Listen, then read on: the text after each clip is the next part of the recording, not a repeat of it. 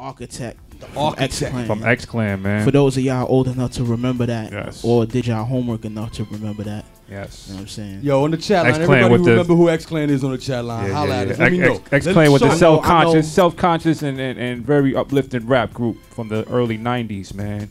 We did a lot of. I know DJ Wise know about that. A lot of good music. DJ Wise.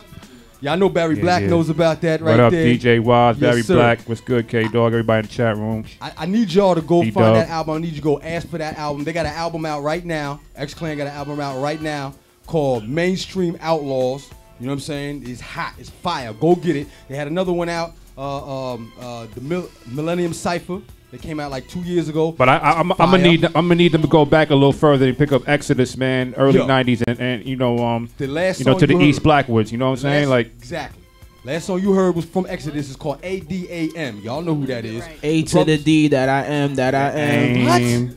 They was breaking it down. They was breaking down the science of all the so-called religions, and they was putting it into the music. And the point for me, the point that I mentioned or that came to me when I was listening to X Clan was that the brothers was on something that I had to go figure out. I had to listen to what they were saying and then go do the work myself and find it. And what you find when you do that work, my people, is that they're telling you about yourself to make yourself better. Not just to tell yourself because your ego needs to get better, because you are better. And this is what happened somewhere. Music, the hip-hop music, done lost it. They was telling you things that you had to figure out to find out what it was that they was talking about and what was going on and who was who and all that. The entertainment of it was the mental exercise of it. Exactly. Not just sit back and shake your ass and talk about. Don't worry about nothing. Check out my material. Party all the time. You know what I'm saying? Look what I got shining. It's reasons for everything. People, if you're shining outside of your internal being shining for you, that means you don't have enough internal to do any of that. Not necessarily. Yeah? Not necessarily. Anybody who doesn't wear that, you know what I'm saying, and shines, gets more props for a longer period of time than the people who do. Everybody. And when I'm talking about the hip hop world, you know what I'm saying? Speaking of KRS-One, speaking of Chuck D, you know what I mean? Speaking of Brother J. I'm speaking of Paris. I'm speaking of the Cool, Boots Riley. I'm speaking of cats who I'm even speaking of Roscos, and he talks about it, but you don't really see Roscos shining like that. Roscos is the most balanced, you know what I mean, when it comes to that. But the truth is, and this is just the truth, you analyze it for yourself unbiasedly. If you didn't have all that stuff, who would you be? And if you can be the same you without that stuff, then that makes a difference. However, most people, 95% of the people, cannot do that. That's the issue that I'm having with the people who are wearing the stuff. I wore jewelry.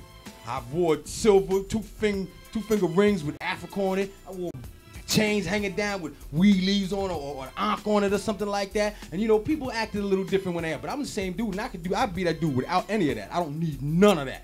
You know what I mean? I don't need a car. I can be homeless and I'm still a bad dude. What if you want that? I'm sorry to interrupt you. What if that's something that you want? The question I asked and is you why? feel better. You feel better with it on. That's the point. On top of already being real, though. If something outside makes you feel better on you, then it's not. It's not internal, and it's not really you. That's the issue that I have. So. Okay, hold. All right.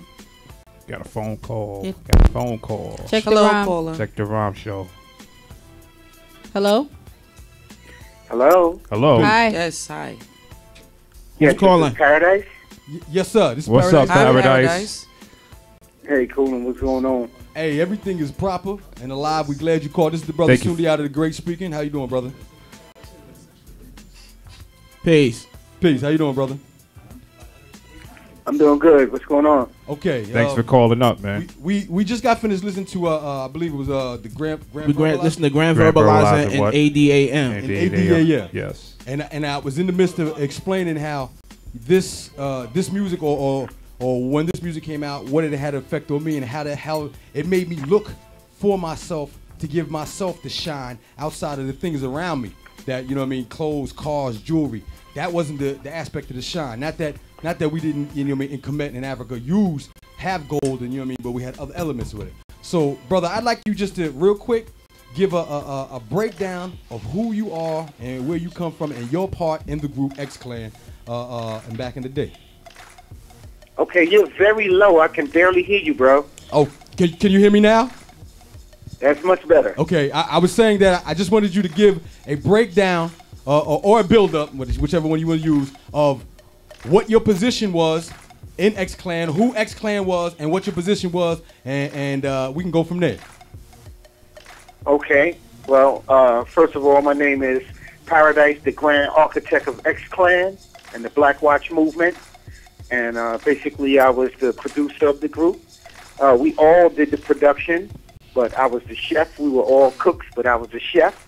All right. And I was the one that was a very good friend with Sugar Shaft, and Sugar Shaft brought Brother J to me, and I took Brother J and Sugar Shaft to Professor X.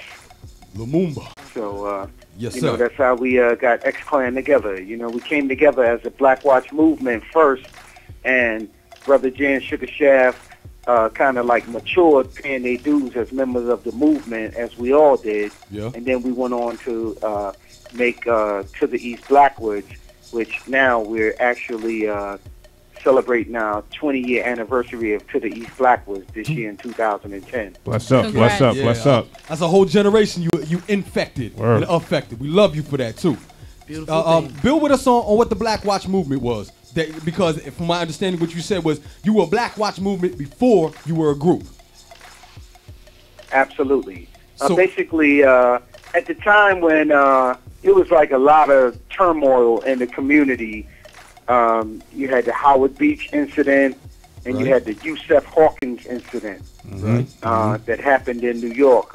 In the Bensonhurst section of Brooklyn, Yeah. you had young black men being attacked by young Italian men with baseball bats and Yep. killed.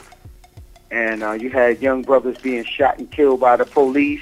It was a lot like it is now, actually. Exactly. And basically, you know, at the time, you know, Professor X's father, his name is Sonny Carson.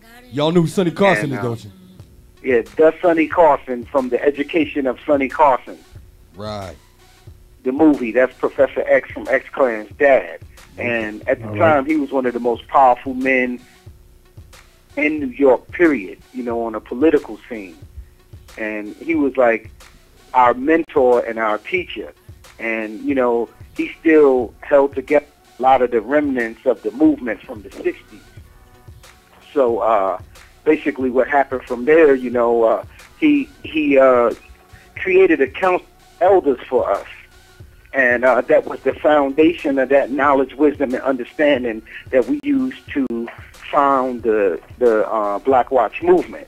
And from that point on, we just took the teachings of our elders and ancestors, and we built the movement around it, and then we created a soundtrack for the movement. Exactly.